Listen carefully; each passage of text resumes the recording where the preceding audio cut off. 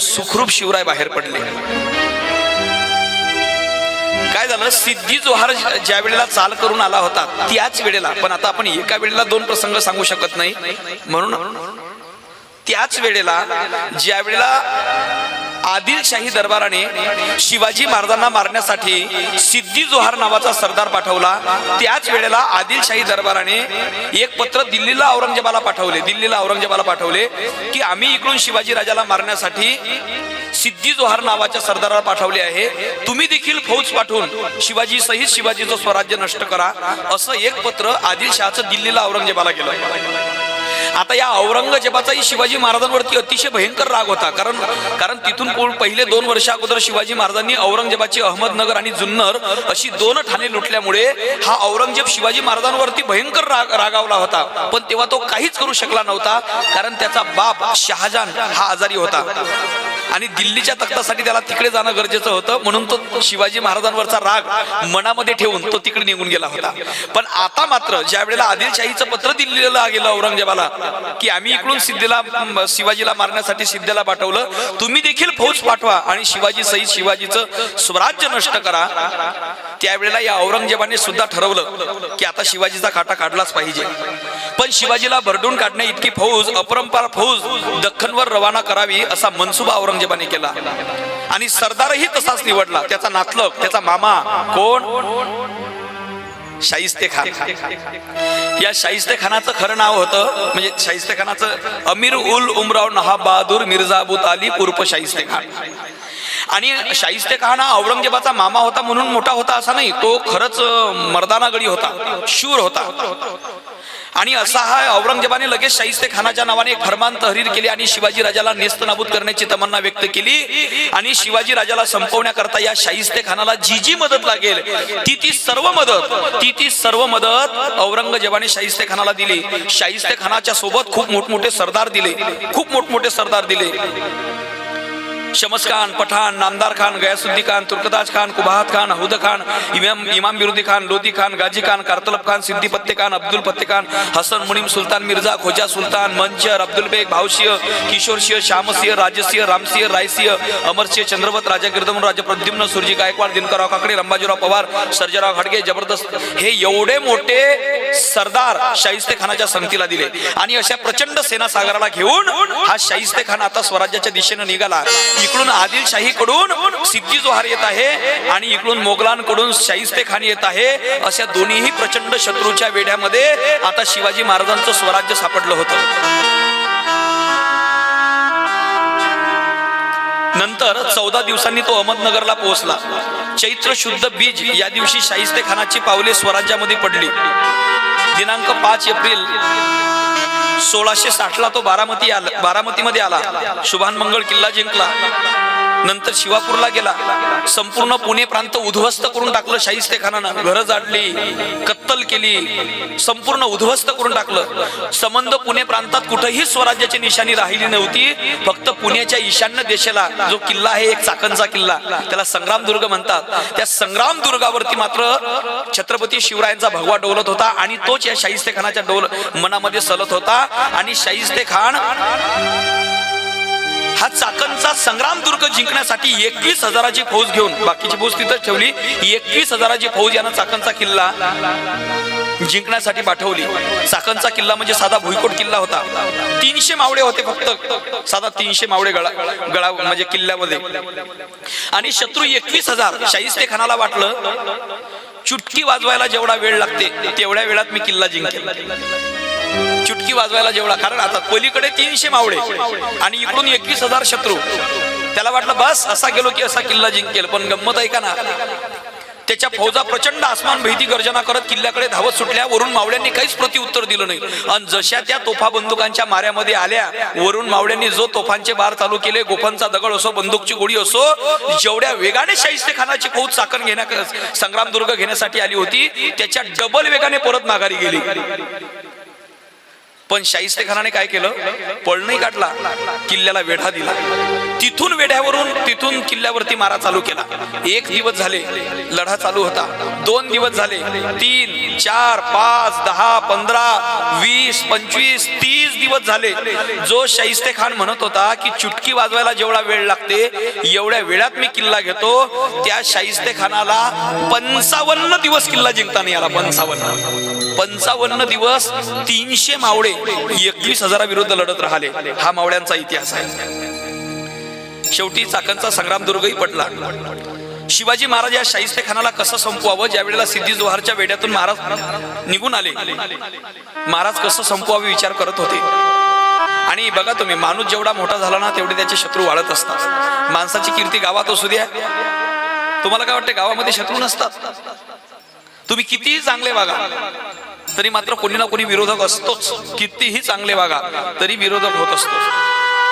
तुम्ही गावात कीर्ती असू द्या, गावात शत्रू असतात. तालुका लेवलवर आपली कीर्ती जाऊ द्या, तालुक्यात शत्रू होतात. जिल्हा लेवलवर कीर्ती जाऊ द्या, तिथं शत्रू होता. छत्रपती शिवाजी महाराजांच्या कीर्तीने तर दिल्ली दरबार हादरला होता. म्हणून हा दिल्ली दरबार शिवरायांचा शत्रू झाला होता. आणि औरंगजेबाने शाहिस्ते खानाला पाठवलं होतं स्वराज्य नष्ट करण्याकरता. महाराज विचार करत होते की शाहिस्ते खानाला कसं संपवावं. अरे एकट्या सरदाराचा मूळ करत राहिलो तर हे मोगल कधीच संपायचे नाही. एकदम आता मुळावरच घाव घालायचा, म्हणजे खुद्द शाहिस्ते खानावरच झडप घालायची, असा बेत महाराजांनी आखला. परित्राणाय साधूनाम विनाशाय च दुष्कृताम धर्म संस्थापनार्थाय संभवामी युगे युगे. तसं छत्रपती शिवाजी महाराजांचं सुद्धा हेच प्रयोजन आहे. महाराजांनी या शाहिस्ते खानाला संपवण्याचा डाव ठरवला. महाराजांचे डाव नेहमी करता अवघड असायचे, पण आजपर्यंत कधी हुकला नव्हता का चुकला नव्हता. कारण सवंगडी एका गट्टीचे आणि एका पट्टीचे होते. कधीच महाराजांचा डाव हुकला नव्हता. शिवाजी महाराजांची योजना म्हणजे अभ्यास, तर्क, नियोजन आणि काळ काम याचा एकदम प्रमाणबद्ध विवेक करून केलेली योजना म्हणजे शिवाजी महाराजांची. शिवाजी महाराज कोणतीही गोष्ट वेळेवर ठरवत नव्हते, त्याचं नियोजन करत होते. कारण शिवराय नेहमी म्हणायचे, नियोजन न करता मिळालेले यश म्हणजे ते पूर्ण यश नव्हे, तो दैवी योगायोग समजावा. शिवराय नियोजन करायचे. जैसे भगवान श्रीकृष्णाने कालिया नागाचे दमन करण्याकरता नियोजन केले की मावळ्यांना घेऊन यमुनेच्या काठी जायचे, चेंडूफळीचा खेळ खेळायचा. चेंडू यमुनेच्या डोहात गेल्यानंतर चेंडू काढण्याच्या उद्देशाने यमुनेच्या डोहामध्ये उडी मारायची आणि कालिया नागाचे दमन करूनच बाहेर यायचे. बस तैसेच नियोजन शिवाजी महाराजांनी शाहिस्ते खानाला मारण्याकरता केले की एकदम रात्रीच्या मध्याला लाल महालामध्ये शिरायचे आणि शाहिस्ते खानाला संपूर्णच बाहेर यायचे. पण शाहिस्ते खानाला लाल महालात जाऊन संपवणं एवढं सोपी होतं का? शाहिस्ते खान कुठं होता? लाल महालात. लाल महाल कुठं आहे? पुण्यामध्ये. तो महाल खूप मोठा होता. शाहिस्ते खानाच्या संरक्षणासाठी 5 लाखाची फौज होती. थोडस एक माझ्या शब्दाकडे लक्ष द्या, म्हणजे कळेल की शाहिस्ते खान मारला तर शिवरायांचं नियोजन कसं होतं. शाहिस्ते खान जिथं होता लाल महालामध्ये, त्या लाल महालाच्या परिसरामध्ये 5 लाख फौजेचा गरडा होता. 5 लाख फौजेचा गरडा. पण खरं सांगा, एवढ्या आतमध्ये जाऊन शाहिस्ते खानाला मारणं म्हणजे हे काय सोपी गोष्ट होती का? कारण लाल महालाच्या परिसरात 5 लाख फौज, मोठमोठे सरदार. पुण्याच्या सरहद्दीवर तर शाहिस्ते खानानं इतका कडक पहारा ठेवला होता, इतका कडक की एका माणसालाही विचारपूस केल्याविना अंदरही जाता येत नव्हते आणि बाहेरही जाता येत नव्हते. म्हणजे मग एवढ्या कडक पहाऱ्यातून शाहिस्ते खानाच्या स्वप्नात जाणंही कठीण होतं, मग प्रत्यक्षात जाणं तर लयच कठीण होतं. केवढा भयंकर बेत होता हा.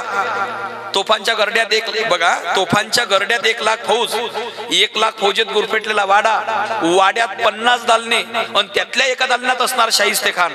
पण पहिल्यांदा शिवाजी महाराज पुण्यात जाणार कसे? गेलेस तर लाल महालात शिरणार कसे? शिरले तर शाहिस्ते खान कोण्या दालनात आहे? आणि तिथं गेल्यावर शाहिस्ते खानाला उडवायचे आणि उडवल्यावर सुखरूप बाहेर यायचे. हे काम बोलणं इतकं सोपी होतं का? किती कठीण होतं. पण तरी हे काम शिवरायांकरता फार काही अवघड नव्हतं. का? कारण महाराज नियोजन करत होते. उत्कृष्ट महाराजांचं नियोजन खूप महत्वाचं होतं. शिवाजी महाराजांनी सर्व बेत आखला, काय करायचे, कधी करायचे, कसे करायचे, किती मावळे घ्यायचे. शिवाजी महाराजांनी शाहिस्तेखानाला संपवायचा दिवसही ठरवला. दिवस ठरवला चैत्र शुद्ध अष्टमी, राम प्रभू जन्माला यायच्या 12 तास अगोदरची वेळ, म्हणजे नवमीच्या अगोदर जी अष्टमी आहे ना, चैत्र रामनवमीच्या अगोदरची चैत्र शुद्ध अष्टमीची रात्र शिवाजी महाराजांनी शाहिस्तेखानाला संपवायची ठरवली. शाहिस्तेखान संपवायचा आणि रामनवमी आनंदात साजरी करायची. मग महाराजांनी काय केलं, काही मावळे मुद्दाम शिवरायांशी भांडण करून जणू काही ते शाहिस्तेखानाकडे गेले आणि आम्हाला तुमच्यापाशी नोकरी पाहिजे, आम्ही शिवाजीचं स्वराज्य सोडून दिलं. आता शाहिस्तेखानाने त्यांना नोकरी दिली, त्यामुळे तेही तिथं पहिले शिवरायांनी नियोजन करून ठेवलं होतं. आता महाराजांनी सगळं नियोजन केलं. महाराज 200 मावळे घेऊन, आता कुठं कुठं मावळ्यांची संख्या कमी जास्त आहे काही लेखकाच्या मते, पण काही जिवलग मावळे घेऊन साधारणतः 200ची तुकडी घेऊन शिवाजी महाराज निघाले शाहिस्तेखानाला संपवण्यासाठी. पण शिवराय काय असे एकदम शिवरायाच्या वेशात नाही गेले. बरं, शिवरायाच्या वेशात नाही गेले, कारण शाहिस्तेखानाच्या फौजेमध्ये आपले लोकही होते ना, काही शाहिस्तेखानाच्या फौजेमध्ये आपले लोकही होते त्याच्यामध्ये. पण इतका गोंधळ होता की कोण कोणाचा सरदार आणि कोण कोणाचा सैनिक काहीच ओळखू येत नव्हतं. शिवाजी महाराज वेशांतर करून आपले 200 मावळे घेऊन निघाले शाहिस्तेखानाला संपवण्यासाठी. पहिल्या पहारेकऱ्यांनी अडवलं, ए रुक जा, कोण तुम्ही, कुठून आला? पण या मावळ्यांच्या चेहऱ्यावर असे भाव होते की जणू हे शिवाजीला ओळखतही नाही. वास्तविक आता शिवाजी महाराज त्याच्यामध्ये होते, बरं, शिवराय त्याच्यामध्ये होते, पण चेहऱ्यावर भाव असे की जणू काही ते शिवरायांना ओळखतही नाही. तिथं एक नूरखान होता, म्हणजे शिवरायांचा एक मावळा होता, तो समोर आला. तुम हमें पहचानते नहीं, हम शाहिस्तेखान के सैनिक है. छापा टाकण्याकरता गेलो होतो शिवराय त्या शिवाजीच्या स्वराज्यामध्ये, लुटीचा माल घेऊन येत आहे आम्ही नामदार खानाच्या फौजेतले माणसं आहे. आता त्या पहारेकऱ्याला असं वाटायचं, बाबा असतील हे पहारे म्हणजे नामदार खानाच्या आपल्या फौजेतले माणसं, कारण एवढ्या रात्री थोडी तो विचारायला जाणार होता त्या नामदार खानाला की बा हे आपल्या फौजेतले माणसं आहेत काय, आणि खरंच असतील तर एवढ्या रात्री झोप मोडली म्हणून पहिले हा याचीच गर्दन मारणार होता त्याला असं. आणि त्या पहारेकऱ्यांना 100% विश्वास होता की एवढ्या 1.25 लाखाच्या फौजेमध्ये यायला शिवाजी काय पागल आहे काय, अरे 1.25 लाखाच्या फौजेमध्ये तो मरायला येईल का. त्यांना 100% विश्वास होता की शिवाजी राजा इथं येऊ शकत नाही. त्या पहारेकऱ्यांनी त्यांना आतमध्ये सोडलं. पहारेकऱ्यांनी सोडलं, दुसऱ्यांनी त्यांना काही अडवलं नाही. का नाही अडवलं, कारण एवढ्या रात्री त्यांना वाटलं पहिल्यांनी चौकशी केली असेल, आता कशाला चौकशी करायची, दुसऱ्याने काही अडवलंच नाही. आता तिसऱ्याने नाही अडवलं, त्यांना विचार केला दुसऱ्यांनी पहिले चौकशी केली असेल, आता कशाला विचारायचं. आणि चौथ्यांनी तर मग असं करता करता शिवाजी महाराज लाल महालामध्ये गेले. त्या दिवशी शाहिस्तेखान हा जनानखान्यात असायला पाहिजे होता, पण जनानखान्यात जाण्याकरता, पण मुदपाक खाण्यातून जनानखान्यात जाण्याकरता एक साधी वाट होती, ती बंद केली होती भिंतीमध्ये बांधून. शिवाजी महाराजांचे मावळे भरभरा त्या मुदपाक खाण्यात गेले. तिथं काही आचारी साफसफाई करून राहिले होते. रमजानचा महिना चालू होता, रात्री लवकर जेवण करायचं, लवकर झोपायचं, सकाळी उठून लवकर उठायचं, जेवण करायचं. त्यामुळे ते लवकर झोपत होते हे शिवरायांना माहिती होतं. शिवराय सगळे मावळे मुदपाखान्यात गेले, तिथे काही आचारी साफसफाई करून राहिले होते.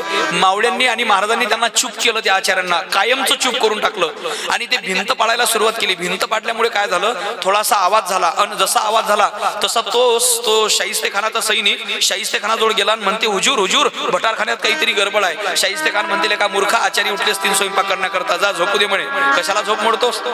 आणि असं म्हणणार शाहिस्तेखान झोपणार, पण तोपर्यंत महाराजांसह सर्व मावळे भरभरा आतमध्ये आले. जागोजागचे पहारे छाटण्याकरता सुरुवात केले. जागोजागचे पहारे छाटण्याकरता सुरुवात केली. भयंकर तारांबळ उडाली. त्या आवाजाने शाहिस्तेखान जागी झाला. त्याने पाहिलं की कोणीतरी परके लोक तलवारी घेऊन आतमध्ये येत आहे आणि आपल्या सैनिकांना मारत आहे. हे पाहता बरोबर शाहिस्तेखान सुद्धा हातामध्ये तलवार घेऊन धावला. इकडे मावळ्यामध्ये आणि शाहिस्तेखानाच्या फौजेमध्ये आतमध्ये लाल महालामध्ये भयंकर तारांबळ उडाली. प्रत्येक मावळा प्राणपणाने लढत होता. शाहिस्तेखानाच्या फौजीची दानादान उडवत होता.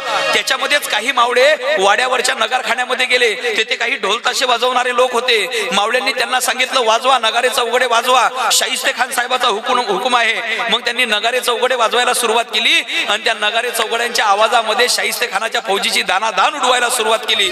तेवढ्यामध्ये तेवढ्यामध्ये इकडे शाहिस्ते खान खुद्द शिवाजी महाराजांच्या समोर आला. शाहिस्ते खान शिवाजी महाराजांच्या समोर आला. दोघांची नजरेवर नजर झाली आणि दोघही एकमेकावर तुटून पडले. दोघही मोठे योद्धे होते, दोघही काही सामान्य नव्हते. अरे एकाच्या अंगी इंद्राच्या ऐरावताचे बळ तर दुसऱ्याच्या अंगी रेड्याचे बळ, पण तरीही दोघही एकमेकावर तुटून पडले. शेवटी शिवाजी महाराजांच्या लखलखणाऱ्या भवानी पुढे शाहिस्ते खानाची शमशेर तुटली आणि शाहिस्ते खान जीव वाचत पळत सुटला. ज्या ठिकाणी त्याच्या स्त्रिया होत्या त्या ठिकाणी शाहिस्ते खान गेला.